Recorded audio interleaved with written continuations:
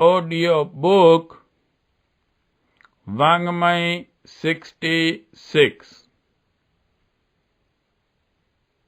युग निर्माण योजना दर्शन स्वरूप व कार्यक्रम चैप्टर 1 पार्ट 26 समता की सर्वतोमुखी प्रतिष्ठापना।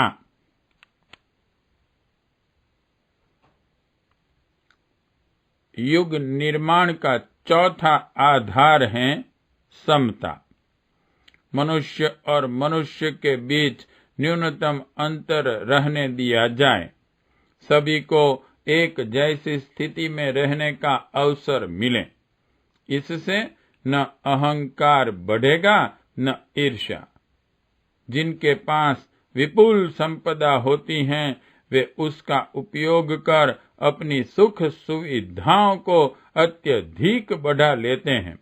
दूसरों से अपनी तुलना करते हैं तो गर्व करते हैं। इससे अहंकार बढ़ता है और अपने से छोटों के साथ दर्पपूर्ण व्यवहार किया जाने लगता है। वैसी स्थिति में सामान्य अभावग्रस्त लोगों को भी वैसी ही सुविधा प्राप्त करने का मन चलता है। वैसा सर्वसुलभ नहीं होता, अस्तु ईर्ष्या का सिलसिला चलता है। सब लोग ठीक से रह रहे हैं, इससे अत्यधिक ऊंची सुख सुविधाओं का कोई उपभोग करें तो उसके प्रति ईर्ष्या जागना मनुष्य का स्वभाव है। इससे ईर्ष्यावश शत्रुता बढ़ती है। चोरी, डकैती, लूट, हत्या जैसी अनैतिक घटनाएं घटती हैं। संपन्न व्यक्ति जैसी सुविधाएं प्राप्त करने के लिए साधारण लोग जब उचित मार्ग अवरुद्ध देखते हैं तो अनुचित को अपना बैठते हैं और छल, ठगी, बेईमानी, झूठ, कपट आदि की अनेक दुष्प्रवृत्तियां पनपती हैं।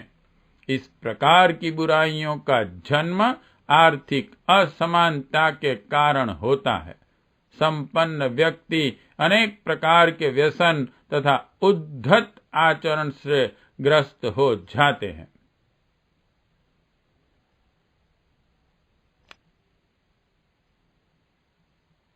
अस्तु आर्थिक समानता को मनुष्य समाज की सुख, शांति और प्रगति के लिए नितांत आवश्यक माना गया है।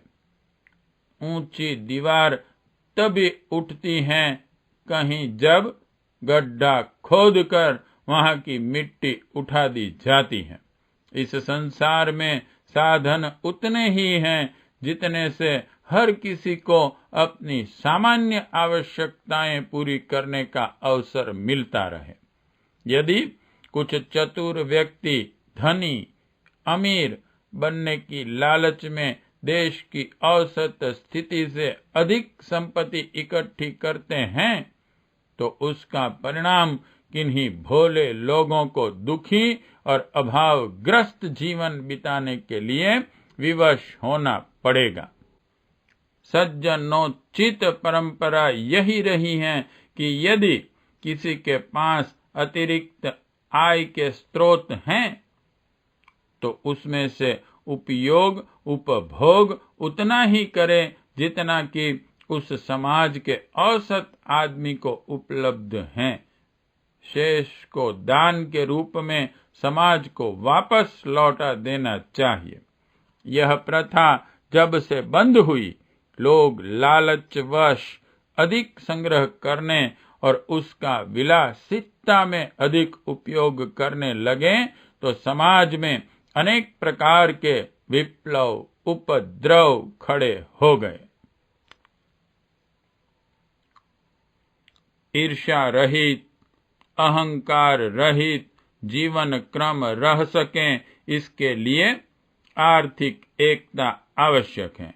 मनुष्य की उपयोगिता के अनुरूप उसे थोड़ी अधिक सुविधा की रियासत दी जा सकती है, पर वह अंतर अनुपात में इतना ही होना चाहिए जितनी हाथ की उंगलियों में होता है।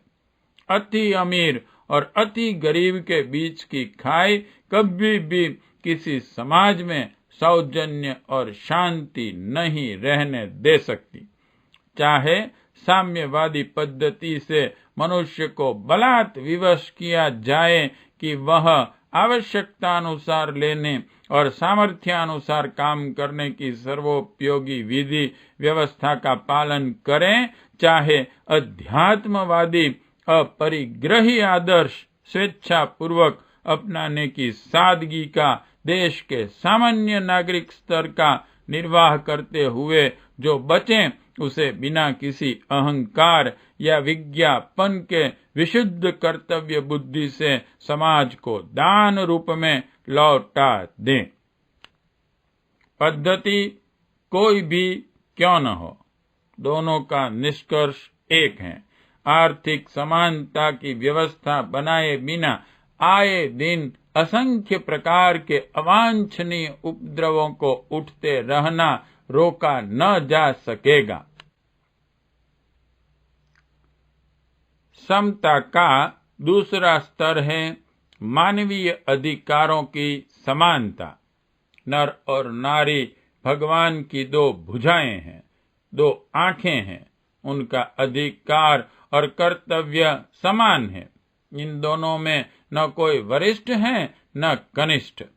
दोनों के बीच जिम्मेदारियां और कर्तव्य मर्यादाएं समान होनी चाहिए।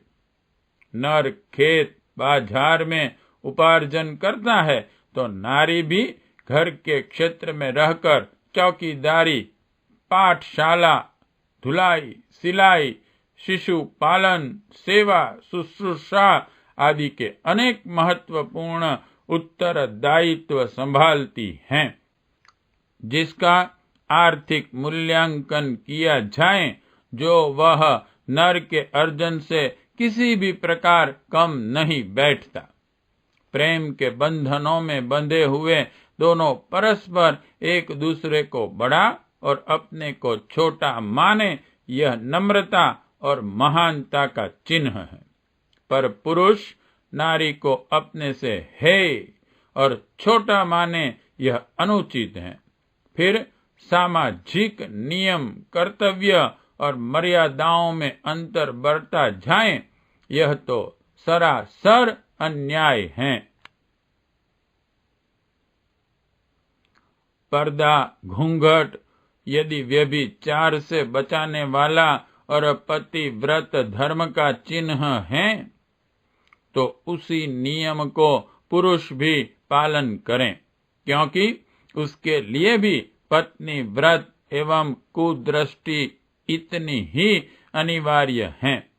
पर्दा, घूंघट दोनों ही करें तो कम से कम उसे न्यायाकुल निष्पक्ष तो कहा जा सकेगा। स्त्रियों पर ही वह बंधन लागू हो और पुरुष पर न हो, वहां यह न्याय की स्पष्ट रूप से हत्या है। इसी प्रकार विवाहों के संबंध में भी एक ही मर्यादाएं दोनों के लिए रहनी चाहिए। यदि एक साथ दो या अधिक पत्नियां रखने की पुरुष छूट चाहता है, तो वैसी ही प्रथा परिपाटी नारी के लिए भी प्रचलित कर देनी चाहिए। यदि विधुर को पुनः विवाह में कोई बंधन न हो, तो विधवा के लिए भी वैसी ही सुविधा मिलनी चाहिए।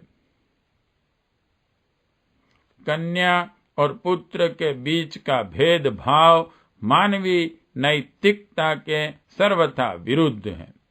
पुत्र को घर का दीपक और कन्या को पराये घर का कूड़ा क्यों समझा जाना चाहिए? हमें भी माता और पत्नी ने ही जीवन जीने तथा सुविधा संपन्न रहने का अवसर दिया है। नारी को नर से कम नहीं, अधिक ही सम्मान मिलना चाहिए। एक स्वार्थ, एक केंद्र, एक लक्ष्य, एक आधार से संबंध होकर हम चलें तो भिन्नता उत्पन्न करने वाले सारे बंधन टूटते हुए चले जाएंगे। मनुष्यों की एक जाति है, घोड़ों की एक जाति, गायों की एक जाति, कबूतरों की एक, सारस एक जाति के, फिर मनुष्य की एक जाति क्यों नहीं? व्यवसाय के आधार पर वर्ग बने, यह बात समझ में आती है। श्रमिक, सैनिक, साहित्यकार, वैज्ञानिक, शिल्पी आदि की जातियां कही जा सकती हैं। समान रुचि और समान अनुभव होने से वे किसी विशेष प्रयोजन के लिए एकत्रित भी होते रह सकते हैं, पर इतने कारण को विभेद उत्पन्न करने वाला नहीं बनने दिया जा सकता। एक पिता के 4 बेटे हों और वे 4 प्रकार के अलग अलग व्यवसाय करें तो उनकी एकता में, समता में कोई अंतर नहीं आता।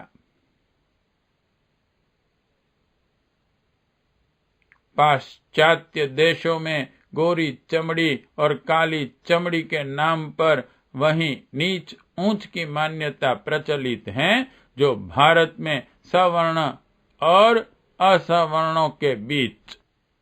भारत में तो इस विभेद की अति ही हो चली है।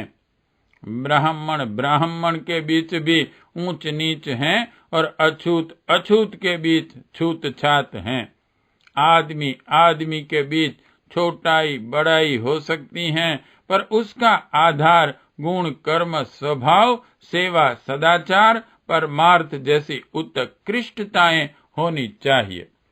किसी को नीच तो माना जा सकता है, पर उसका कारण उसकी दुष्टता, दुर्बुद्धि ही होनी चाहिए।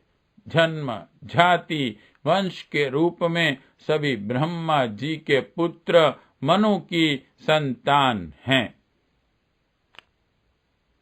शास्त्र, समाज, धर्म और व्यक्ति का कर्तव्य है कि वह समानता की समान सुविधाएं उत्पन्न करें।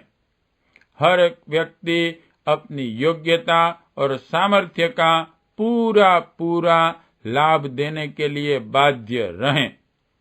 यह कर्तव्य निष्ठा भले ही भावनात्मक स्तर पर अध्यात्म द्वारा उत्पन्न की जाए, भले ही शासन उसके लिए कठोर प्रतिबंध लगाए, तरीका जो भी हर मानव प्राणी को पूरा श्रम करने और उपलब्ध साधनों के उपभोग करने का पूरा अवसर मिलना चाहिए। राजकीय अधिकारियों, संपन्न व्यक्तियों तथा दूसरे सत्ताधिकारियों को उनकी सत्ता आतंक के कारण कोई सम्मान लाभ न लेने दिया जाए। अतिरिक्त सम्मान प्राप्त करने का अवसर केवल समाज के प्रति किए गए सेवा कार्यों तथा प्रस्तुत किए गए आदर्श आचरणों के आधार पर ही मिलना चाहिए। वैभव के आधार पर किसी को सम्मान प्राप्त करने का जाल रचना अथवा दब्बू प्रकृति के लोगों द्वारा उन्हें सम्मानित किया जाना भी रुकना चाहिए। अन्यथा लोग किसी भी प्रकार अमीर या सत्ताधारी बनकर सम्मान प्राप्त करने की अपनी लालसा तृप्त करेंगे और आदर्शवादी लोगों का हक मारा जाएगा। अतिरिक्त सम्मानास्पद स्थिति धन, पद, लिंग, जाति के आधार पर किसी को न मिल सके।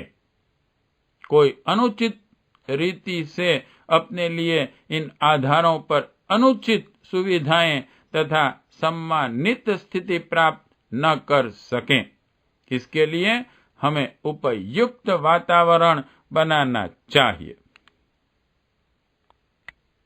पार्ट 26 समाप्त।